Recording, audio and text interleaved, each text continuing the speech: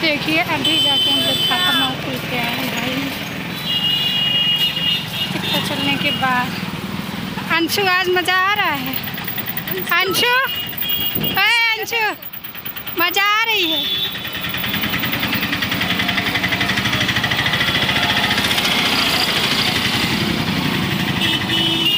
भाई कुछ लोग इधर से जा रहे हैं नीचे नीचे, हम लोग तो इधर से जा रहे हैं।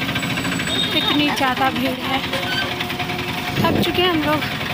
शांतिपुरम से पैदल पैदल आ रहे हैं। कोई ना ऑटो वाला रुक रहा है ना ही रिक्शा।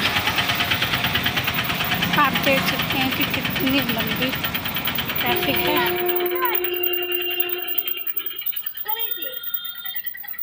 नीचे वाला है क्या नीचे वाला है? ये नीचे वाला। हाँ ये तो सवारी आए हैं नहाने। नहीं, वो दूसरा है नहाने वाला।